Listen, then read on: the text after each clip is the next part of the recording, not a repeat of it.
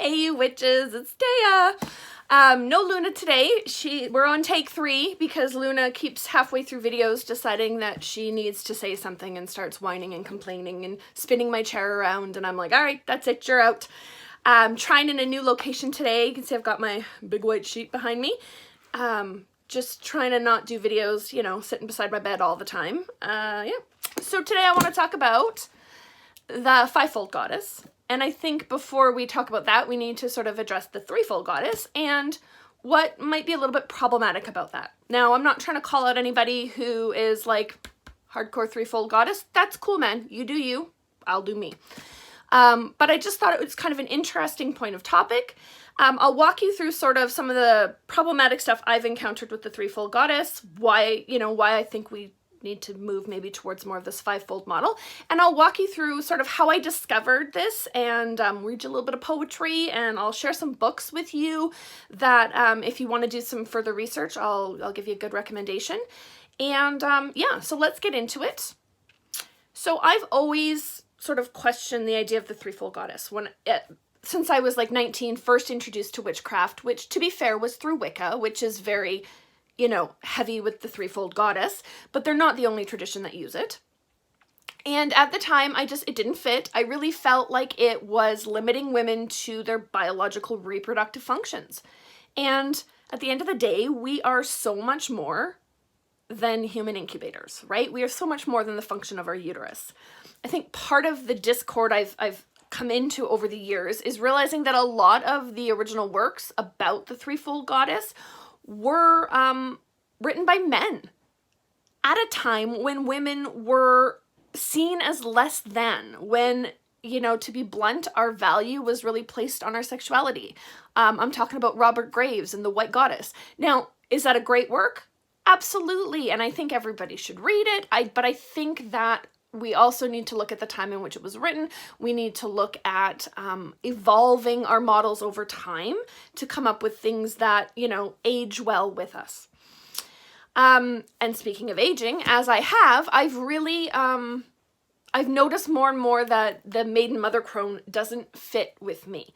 I started my childbearing years at 21, which is very young, which is typically more of a maiden age, right? And then I've been mothering from 21 through to, well, I guess 44. I'm 44 now. I'm done having kids. My kids are 11 and 21. And while they still need a little bit of mothering, I'm past the new baby, you know, childbirthing and nursing and, like, you know, nurturing new life. I've moved past that. I'm not in that phase of life anymore, but I'm certainly not a crone. I'm not the aged wisdom. So where do I fit in, right? I don't feel like there's a place for me in this threefold model. And then I look at, what about women who can't have children? Whether, you know, hormones or, you know, physical dysfunction are unable to bear children. What about our trans sisters who don't have a uterus? What about women who just choose not to have children? How do they all fit into this model that is very much based on a reproductive system? So to be fair, there have been some attempts to sort of modernize the threefold goddess. Often you'll see now the maiden, rather than correlating to virginity, it's more about youth and exuberance. Mothering isn't so much about creating life as it is just about creating and being, you know, a creator in the world of art, of all sorts of different things. The crone, rather than being about, you know, menopause and not being able to bear children anymore, is more about this idea of, you know, aged wisdom. But it doesn't sit well with me. And I think, I mean, part of it is just looking at where those three archetypes originally came from. And that doesn't sit well. So to continue, I feel like, to me, I need a break from that. I need something different. So enter the fivefold goddess. Now, where did I first encounter this? This idea was in Nigel Pearson's Treading the Mill. There are all sorts of different resources, but this is the first one where I kind of encountered it. And he has a beautiful poem in here. I'm going to read it to you. It's called The Threads of the Goddess. And there are, like, basically he goes through the 4 threads and then combine them to a 5th.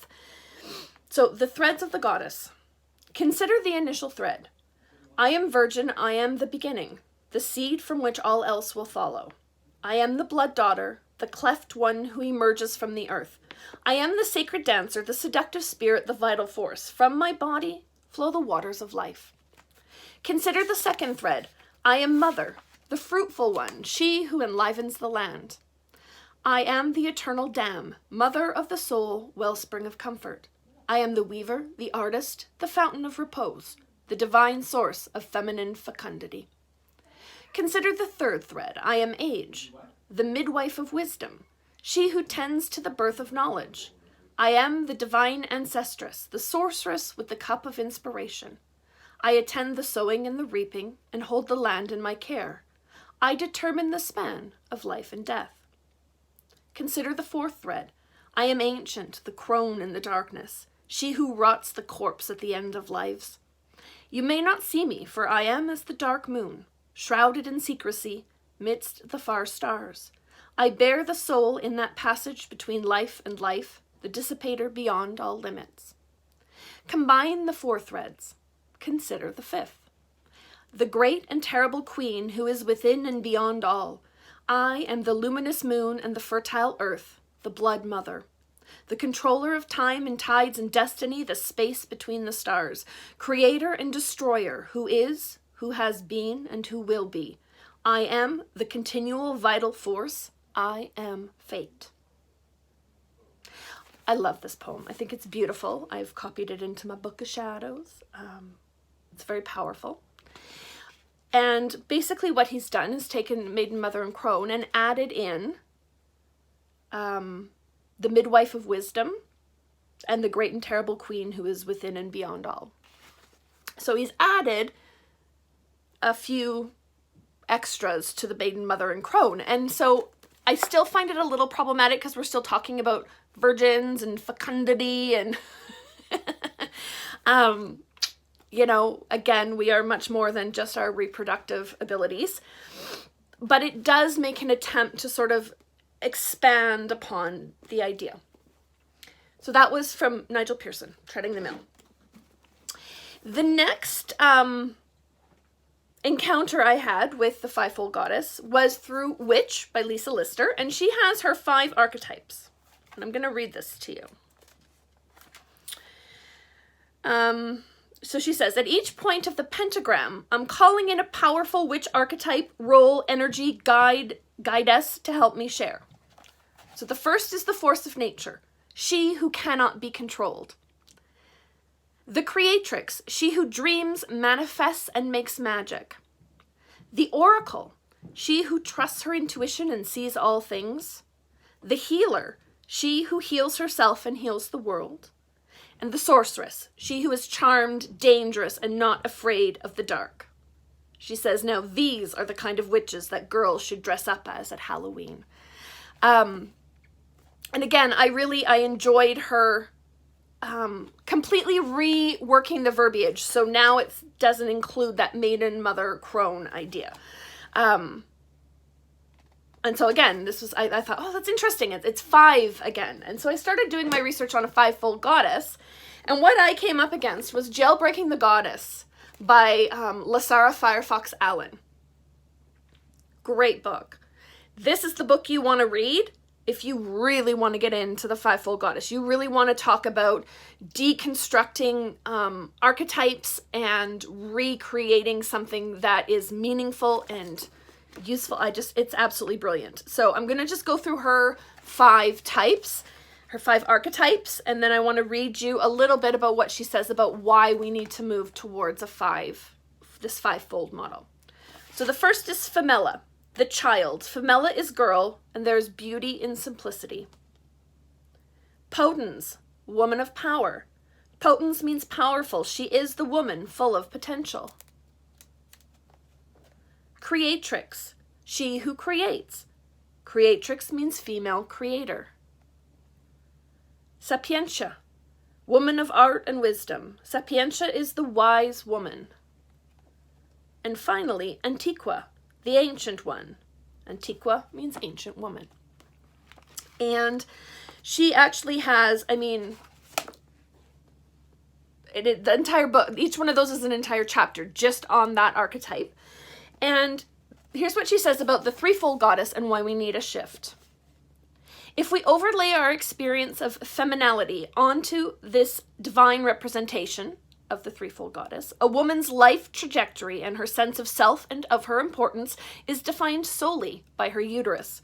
When a woman's worth is defined by her uterus, her valuation is in her procreative power. When her value is defined by her ability or inability or willingness or unwillingness to procreate, her basic worth is based in utility. Rooted in utility or usefulness, her body is a commodity. When a woman's body is seen as a resource, she does not have the right to full self-determination. She does not have bodily sovereignty. And I think that right there sort of sums up what I feel. So check it out, Jailbreaking the Goddess by Lasara Firefox Allen. It's a great book. The other ones kind of were what got me into it. They have some interesting ideas, some beautiful passages, but if you really want the takedown, Jailbreaking the Goddess. It's a good book. So that's kind of my little dissection on the fivefold goddess, why we need to head towards that type of model. If you're interested in more about it, definitely pick up the book. Yeah, and if you're interested, I mean, I can always do more talking about the different types, the 5 different archetypes of the goddess, and get a little bit more into it, but I don't want this video to be too long. So for now, that's just a quick summary of the issues on that threefold model and why and how I personally choose to go forward working with a fivefold archetype. So questions, leave them in the comments. Leave them in the comments.